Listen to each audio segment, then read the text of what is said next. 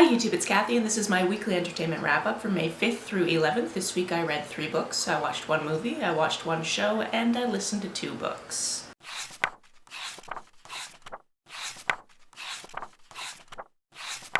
Now you're probably sitting there going to yourself, Kathy, where the heck are you now? You just got home. Where are you now? And don't worry, I'm still in the city I live in. I'm just at my best friend's house and I'm pet sitting for her. Which means that in this video there might be some weird noises. There's probably already some noises from that tank over there, because there's a frog over there, there's a lizard over there, there's 2 dogs and 2 cats. And they're gonna do what they're gonna do. Actually, the dogs are outside right now. I should probably let them back in because they're probably gonna get mad that I left them outside. So I'll do that and come back. All right, those rascals are back. So there'll be sounds like that one. As expressed by these pups who are zooming about, the first book that I read this week is The Joy of Movement. This is a non-fiction book, exactly what it sounds like. It's about the joy of movement. And I found it interesting. It's one of those books where if you're listening to it or you're reading it, afterwards you're like, I should really go out for a walk, or I should really go to a fitness class. I should really do something about moving my body. And it's not because it's shaming you to do so, it's just talking about all these different experiences that people have had where they feel better after exercising. Am I going to regret having hot coffee on a day that's going to be this hot? No, because coffee is delightful. Fortunately for me, I'm already kind of on the fitness train. I really enjoy my dance cardio classes. However, when I was reading this, it was after I'd gone to a couple of strength classes and I couldn't walk up and down stairs properly because that's how much my legs hurt. So I thought it was pretty ironic that I was reading The Joy of Movement when I really didn't want to move ever. Next, we have a middle grade graphic memoir called Puzzled. This is by Pan Cooke and it's all about his experiences growing up and realizing that he has OCD. Pan Cooke is an artist that I followed on Instagram because I really enjoyed the things that he was putting out, different stories of different people's lives, but also I really enjoyed his name on Instagram, which was the fake Pan, and I just assumed that had to do with sexuality, not with his actual first name. And then I realized he wrote this book, I looked at what his actual name was and I went, oh yes, I misinterpreted. In any case, growing up in Ireland, Pan had kind of a regular existence, but had all these other things that he had to deal with that other people didn't seem to be having to deal with. And as is pointed out in this book by his therapist, typically people wait about 11 years before they actually go to see anybody about their OCD, which is a wild statistic I didn't know before. Also, his family wasn't religious, but he went to a Catholic school, and that school definitely gave him some ideas of what could be happening to him that were not correct, and I'm sure that's happened to many people with OCD. So this is definitely worth a read. I need to go turn on the blanket for the dog because that's what she wants right now. By turn on the blanket, I mean it's one of those heating pads and the dogs like to sit on it because that one's wearing a sweater and it's hot as balls, so I don't know what her problem is. The third book that I finished this week is Good Half Gone. This is about this girl who, when she was 15, her twin sister was abducted and the police didn't believe her, just thought she was a runaway, and she's been living with that guilt ever since because they never found her sister. Now she's grown up and she's got this master plan to confront the person who she's pretty sure killed her sister. This is told in dual timelines, so we're seeing her at 15 and we're seeing her at 24. And we're seeing these different repercussions of things that have happened in her life. For example, at 24, she has an 8-year-old child. She and her sister were also raised by her grandmother because her mother wasn't very good at being a mother. And that's in fact one of the reasons why the cops don't take it seriously at first, because they are technically foster children, even though they're living with their grandmother who's their guardian. For most of this book, I was really into it, I was really compelled, I was really excited about what was going on, whether or not she was going to find out who done it, all of those types of things. And then the conclusion of it was just so outlandish. And I was just like, but really? Like, I can see the little breadcrumbs you left, but if you take a step back and look at this, it's just like, no, I'm pretty sure that this is not a thing that would have happened. Just no. Don't get me wrong, I did get shocked at some points, but also at other points I was like, well, I didn't really trust this character anyway, so now that you've given me the real reason not to trust this character, I'm not super shocked about it, but also, If you've read this one, please let me know down below what you thought of that ending, because I didn't think it was particularly good. This was one of those books that I couldn't put down because I was really interested in it, and I was going through it at a really rapid pace, and then we got to the ending and I was like, oh, that's it? Oh, well. I don't know if I like it. I don't like it.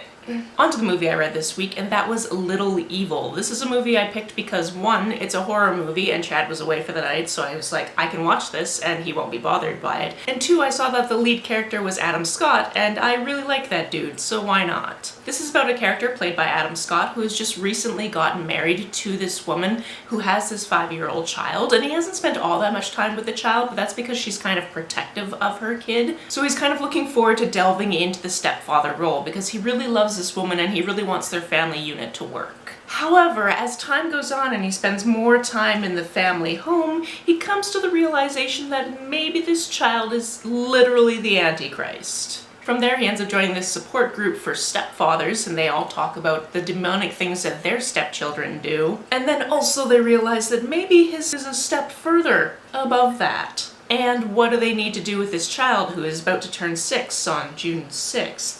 I thought this was great. It was a horror comedy and it had a lot of nods to other horror movies, and I really enjoyed that. I love when I can pick up stuff like that because even though I haven't seen every horror movie ever, sometimes I'll have seen just enough to be like, ah, I see what you're nodding to, even though I haven't actually seen that movie. There's also a nod to Ghostbusters in this, which I wouldn't necessarily call a horror movie, but I definitely appreciated. The tone of this movie also switches at a point, which I thought was great. There's also a bunch of surprisingly great random cast members, such as, I believe his name is Donald Faison. I know him as Turk from Scrubs. He was one of the stepdads. Tyler Labine, I've never actually said his name out loud, but I know him firstly from Breaker High because, oh my goodness, I loved him in Breaker High. But then secondly from Tucker and Dale vs. Evil, or Dale and Tucker vs. Evil. I never remember whose name comes first in that movie title. It's probably Tucker, but I have to look it up every time. In any case, great cast, really funny, horror comedy. Check it out if you haven't already. As for the show I watched this week, we finished the first season of Doctor Who and made our way into the second season, which means that we have made our way from the 9th Doctor into the 10th Doctor. Is that how it works? Is 10th the 10th or is 10th the 9th? I don't know. If you've heard me talk about Doctor Who before, you've heard me talk about the fact that I'm annoyed that I can't go back and watch all of the old episodes because the BBC taped over some of them, and you don't really get the context for everything that's going on. You just get plunked into this world where there's this guy called the Doctor and he flies around the universe and he has adventures and he has 2 hearts for some reason. That's never really explained. That's fine, just go with it. And in speaking to other people about the previous, I believe, 8 Doctors, none of that really gets explained unless you like read novels and all this other stuff. I know there's going to be at least one person, Jen, in my comments who will tell me all about this stuff, but I actually watched a handful of these episodes about 10 years ago, out of order a little bit, because we started with Eccleston and then we skipped forward to Tennant and I was like, ah yes, I see the appeal of this show now. But now we've actually committed to going through and watching everything since the reboot started. So far I'm enjoying it because I'm a person who actually enjoys a little bit of camp in her science fiction, so here we are. As for the audiobooks I listened to this week, the first one is Notes on an Execution. This is all about this man who is about to be executed. So when we see his point of view, it's counting down the hours until that's going to happen and the escape plan that he has put in place. But we're also getting the points of view of different women that he has come across in his life, such as his mother, such as this girl that used to be in the same group home as him, such as his wife's twin.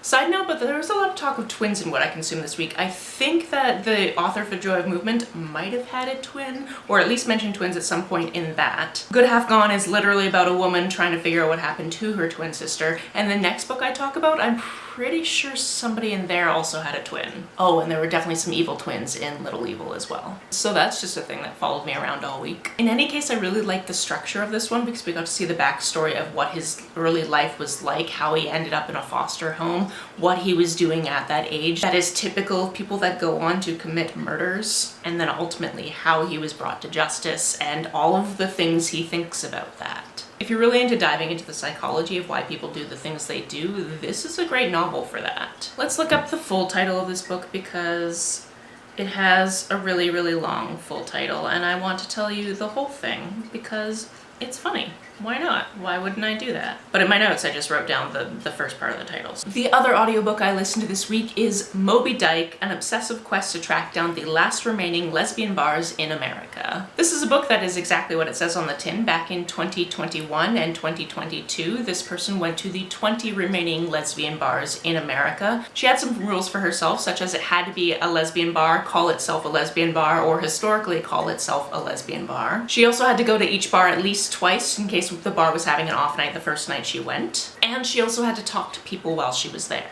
I feel like there was probably also a fourth rule, but I can't remember it right now, and that's fine. She, a lesbian, also decided that for half of the trip she was going to take her husband, a trans man, to the bars to see how they were treated together and then also see how she was treated alone, because she is pretty femme, and as she explains many times in the book, often people in the queer community will just assume that she's straight. Everybody assumes she's straight. She could be making out with a girl and they'd be like, "Oh, an ally." Which means that she talks about femme erasure in this book quite a bit. I really enjoyed this, even though you did see some of the same answers from bar to bar to bar to the question she would ask, like, why do you think lesbian bars are closing? Why do you like this lesbian bar? And when it came to the question of things closing down, it usually had to do with women make less money, COVID didn't help anything, Trump didn't help anything. And as to why you really love this place, often the answers were, it's very inclusive, everybody's really nice here, it's great to have a space that pretty much everybody from the community could come to, because often lesbian bars would be lesbian plus everybody who's not cis gay men, but also will let them into as long as they're not jerks. Whereas apparently traditionally a lot of gay bars are specifically for cis gay men. There were definitely a few moments in this that I really enjoyed. I really loved her discussions of what these different places looked like and how people were interacting and all of those types of things, but I also really enjoyed that when she visited the one lesbian bar in Seattle, this was one of the trips she took by herself, so she was sitting by herself and somebody actually approached her and asked if she wanted to come sit with them